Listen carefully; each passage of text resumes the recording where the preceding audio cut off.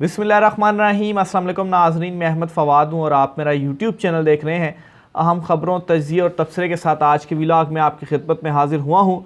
और आज की बड़ी ख़बर और ब्रेकिंग न्यूज़ ये है कि साइफ़र मुकदमे में बिल आखिर जो चालान है वो जमा करवाया जा चुका है, बेगुनाह करार दे दिया गया है।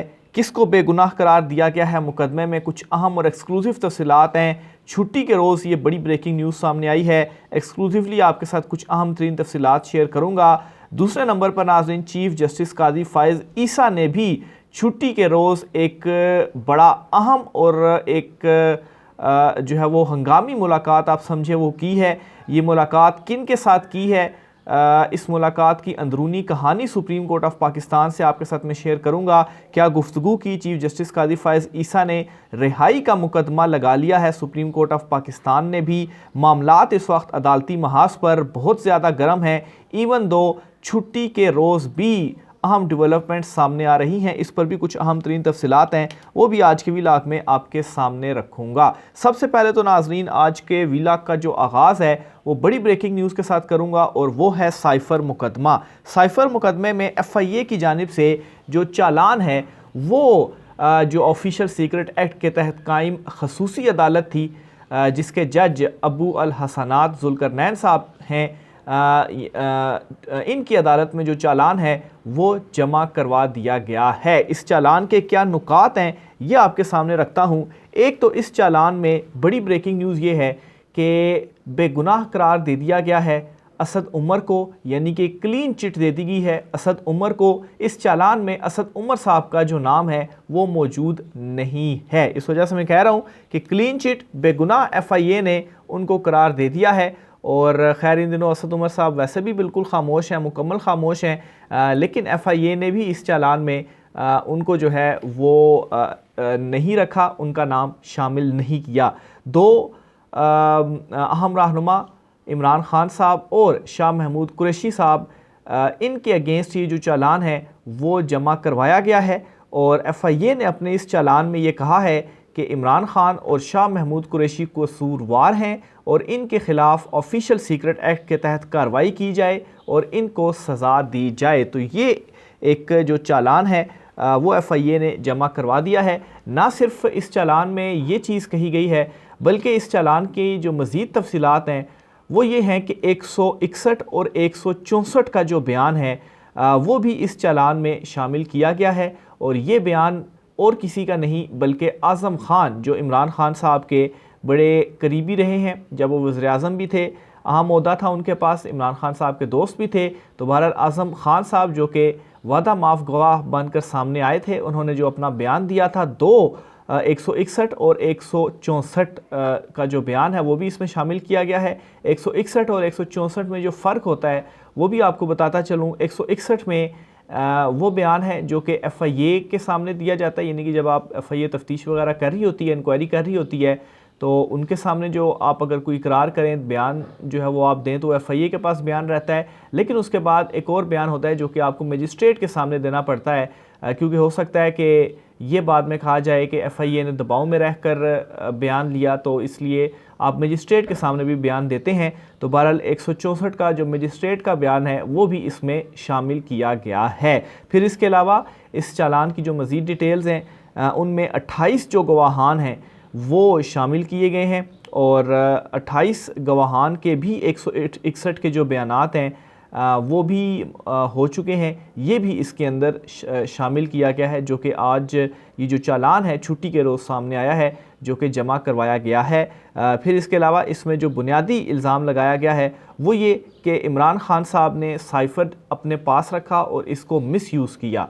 ये FIA के इस चालान में उन्होंने इमरान खान के अगेंस्ट एक जो बुनियादी इल्ज़ाम है वो लगाया है। और शाह महमूद कुरैशी जो हैं उन्होंने उनके ऊपर ये इल्ज़ाम लगाया गया है जी कि उन्होंने इमरान खान साहब की जो मुआवनत है वो की है। साइफ़र पास वो नहीं रख सकते थे इमरान खान साहब, और बाद में उसको यूज़ नहीं किया जा सकता था, या बाद में उसको उन्होंने मिसयूज़ किया, इसलिए ऑफिशियल सीक्रेट एक्ट का जो मुकदमा है वो बनता है। तो ये ओवरऑल कुछ जो बुनियादी बातें थी आपके सामने मैंने रखी।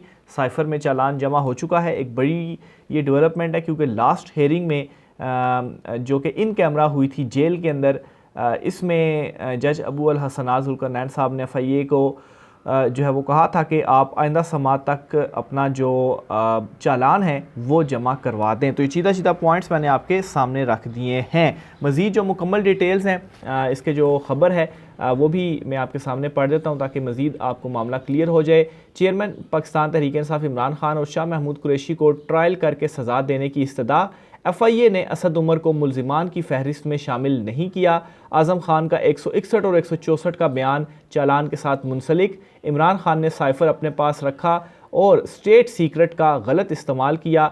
साइफ़र कापी इमरान खान के पास पहुंची लेकिन वापस नहीं गई। शाह महमूद ने 27 मार्च की तकरीर की, फिर इमरान खान की मुआवनत की। इमरान खान और शाह महमूद कुरैशी का 27 मार्च की तकरीर का ट्रांसक्रिप्ट CD चालान के साथ मुंसलिक है।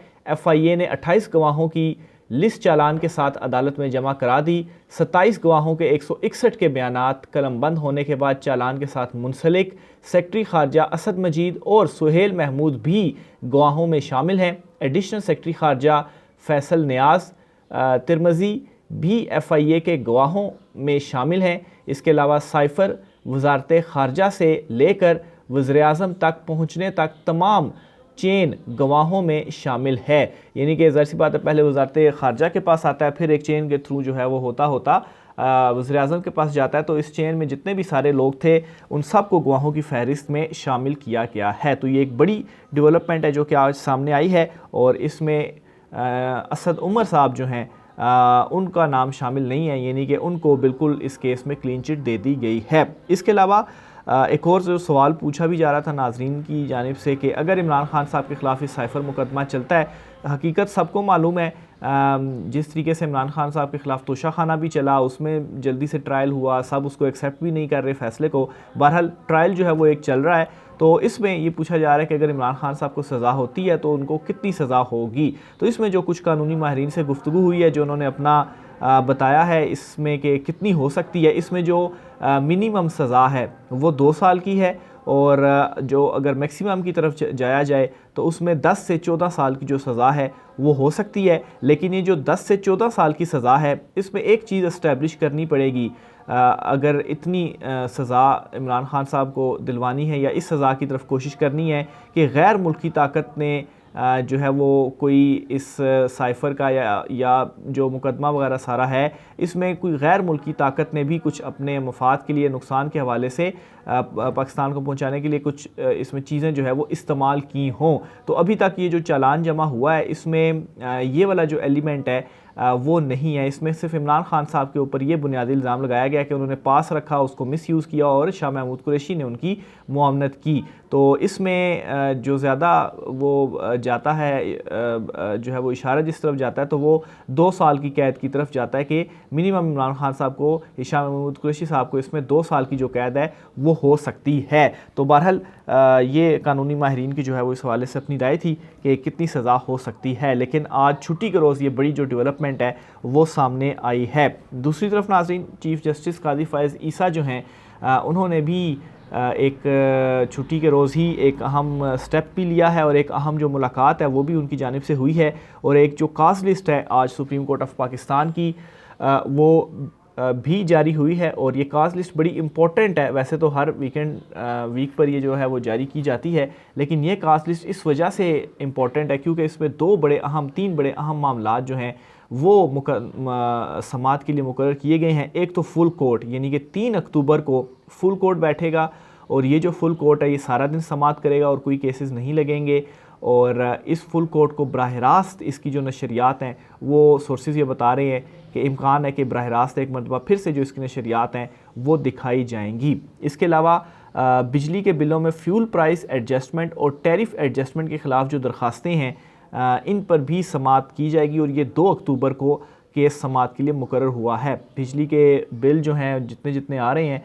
तो फिर इसके अलावा सबसे इम्पॉर्टेंट चीज़ ये कि परवेज़ इलाही को हिरासत में रखने के ख़िलाफ़ दरख्वास्त पर भी जो समात है वो जुमेरात को होगी। तो परवेज़ इलाही साहब की जो रिहाई का मामला है जो सुप्रीम कोर्ट ऑफ पाकिस्तान में पहुंचा हुआ है तो वो भी बिल आखिर समात के लिए मुकर्रर कर लिया गया है और जुमेरात वाले दिन नेक्स्ट वीक में ही इस केस की भी जो समाअत है वो होने जा रही है। जो कुछ बेंचेस हैं उनमें एक तो चीफ़ जस्टिस काजी फ़ाइज़ ईसा की सरबराही में 3 रुकनी बेंच है, जिसमें जस्टिस अतर मिन अल्लाह और जस्टिस अमीनुद्दीन खान शामिल हैं, और फिर इसी तरह से जस्टिस सरदार तारिक मसूद की सरबराही में 3 रुकनी बेंच है, जिसमें जस्टिस मंसूर अली शाह और जस्टिस मुसरत हिलाली शामिल हैं। ये जो है वो परवेज़ इलाही की हिरासत से रिलेटेड जो मुकदमा है वो सुनेंगे, और चीफ़ जस्टिस की सरबराही में जो 3 रुकनी बेंच है वो बिजली के बिलों से रिलेटेड जो मुकदमा है वो सुनेगा। जो मुलाकात हुई है चीफ़ जस्टिस काजी फ़ाइज़ ईसा साहब की, उससे रिलेटेड भी कुछ चीज़ें आपके साथ में शेयर करता चलूँ।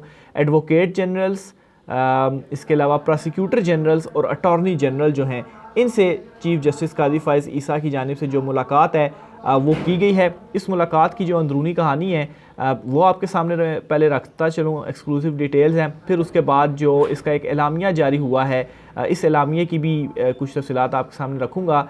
तो चीफ़ जस्टिस साहब ने ये मुलाकात की है और ज़राए की जानिब से ये बताया गया कि ये तमाम लॉ अफसरान हैं, यानी कि अटॉर्नी जनरल, चारों सूबा के जो एडवोकेट जनरल्स हैं और फिर इसके अलावा जो प्रोसिक्यूटर्स हैं, इनकी ये मुलाकात थी और इनको आप लॉ अफसरान कह सकते हैं। तो ज़राए बताते हैं जी कि घर से तैयार करदा कुछ चीज़ें थीं, उनसे इनकी जो मेहमान नवाजी है वो की गई है, और इस दौरान चीफ़ जस्टिस ने जो नैब प्रोसिक्यूटर्स हैं उनकी कारकर्दगी के ऊपर अदम एतमाद का जो इजहार है वो किया, और ये कहा कि नैब कानून के मुताबिक रेफरेंस 90 दिन में मुकम्मल होना चाहिए, और साथ ही साथ उन्होंने पूछा कि बताएं कि किसी एक रेफरेंस का फ़ैसला भी 90 दिन में हुआ है या नहीं हुआ। चीफ़ जस्टिस ने यह कहा कि नैब रेफरेंस में 500 गवाहान के नाम शामिल क्यों किए जाते हैं, और नैब लॉ अफसरान की बग़ैर तैयारी अदालतों में पेश होने की निशानदेही जो है वो भी चीफ़ जस्टिस की जानिब से इस मुलाकात में की गई। और एक सवाल भी पूछा गया प्रोसिक्यूटर जनरल सिंध से, जिसका जवाब उन्होंने गलत दिया, और सवाल ये पूछा कि बताएं कि एडवोकेट जनरल और प्रोसिक्यूटर जनरल किसका जो मर्तबा है वो, या किसका ओहदा जो है वो ज़्यादा बड़ा होता है। तो उन्होंने कहा जी कि दोनों का जो ओहदा है वो बड़ा होता है। प्रोसिक्यूटर जनरल सिंध ने ये जवाब दिया, जिस पर चीफ़ जस्टिस ने कहा कि एडवोकेट जनरल का ओहदा आइनी होता है, और इस आइनी ओहदा होने के नाते उनका जो मर्तबा है वो ज़्यादा बड़ा होता है। तो बहरहाल ये एक डिस्कशन जो है वो इस दौरान की गई, जिसमें वो काफ़ी ज़्यादा बरहम भी हुए, और उन्होंने कहा कि क्यों केसेस इतने ज़्यादा जो है वो लटकते हैं। तो एक जो एलामिया जारी हुआ है इस मुलाकात के बाद, उसमें तो चूँकि ये चीज़ें नहीं हैं, लेकिन ओवरऑल जो इसका एलामिया वो भी मैं आपके सामने रख देता हूँ कि इस मुलाकात की जो अंदरूनी कहानी है वो क्या है और इसमें क्या क्या गुफ्तगू की गई। अच्छा, मुलाकात में सुप्रीम कोर्ट के सीनियर जज जस्टिस सरदार तारिक मसूद भी शरीक थे। चीफ़ जस्टिस पाकिस्तान ने कहा अदालत में सबसे बड़े साइलीन वफाकी और सूबाई हुकूमतें हैं। सरकारी लॉ अफसरान पाकिस्तान के लीगल सिस्टम का इंतहाई अहम हिस्सा हैं। लॉ अफसरान को सुप्रीम कोर्ट की इस्तेदाद कार बेहतर बनाने की तजावीज़ देने के लिए दावत दी गई है। लॉ अफसरान ने अक्टूबर 2023 की माहाना काज लिस्ट जारी करने के इकदाम को सराहा। लॉ अफसरान ने उम्मीद जाहिर की कि माहाना मुजवज़ा काज लिस्ट जारी करने का अमल जारी रहेगा। लॉ अफसरान ने निशानदही की कि सप्लीमेंट्री काज लिस्ट ताख़ीर से जारी होने से केस तैयारी का वक्त नहीं मिलता। लॉ अफसरान की जानिब से दी गई कुछ तजावीज़ को मंजूर कर लिया गया, जबकि दीगर का जायज़ा लिया जा रहा है। तो ये एक जो जनरल सी एक प्रेस रिलीज़ थी सुप्रीम कोर्ट ऑफ पाकिस्तान की जानिब से, वो इस मुलाकात के बाद जारी की गई है। बहरहाल अहम मामला है साइफ़र का, और साइफ़र में अब चालान जमा हो गया है। जज अबू अल हसनात जुल्करनैन जो हैं वो इस केस की समाअत कर रहे हैं। अब वो अडयाला जेल में समाअत किया करेंगे। आपको याद होगा कि मैंने एक दो रोज़ कबल आपको ये अपना आपसे मैंने शेयर किया था कि इमरान खान साहब को अटक जेल से अडयाला जेल क्यों मुंतकिल किया जा रहा है, इसके पीछे क्या रीज़न है। इस पर उस वक्त मैंने आपसे कहा था कि मेरा ये अंदाज़ा है जो चीज़ें कुछ हो रही हैं कि इमरान खान के ख़िलाफ़ साइफ़र मुकदमा क्योंकि तेज़ी से चलाना है, वो अटक जेल में उस तेज़ी से नहीं चल रहा था क्योंकि इमरान खान उधर हैं, शाह महमूद कुरैशी इधर हैं। तो अडयाला जेल का होगा। एक तो जज साहब जो है वो इस्लामाबाद से चूँकि अटक जाना पड़ता था, तो अब इस्लामाबाद से अडयाला जेल जाना पड़ेगा, रास्ता भी कम हो गया है। और दूसरा ये है कि दोनों अडयाला जेल में ही मौजूद है, तो ये जो मुकदमा है वहाँ पर ज़्यादा तेज़ी से चल सकेगा। तो अभी की ये जो डेवलपमेंट सामने आई हैं ये उस बात का एक किस्म का इकरार भी कर रही हैं कि अंदाज़ा जो था मेरा उस वक्त मैंने आपके साथ ये शेयर किया था वो बिल्कुल दुरुस्त है। तो बहरहाल देखें अब आगे आने वाले दिनों में क्या होता है। बड़े इंपॉर्टेंट ये दिन है, सुप्रीम कोर्ट भी एक्टिव है और दूसरी तरफ ये मामलात भी एक्टिव हो चुके हैं। राय का इज़हार कीजिएगा। आज के व्लॉग से इतना ही, मुझे इजाज़त दीजिए। अल्लाह हाफ़िज़।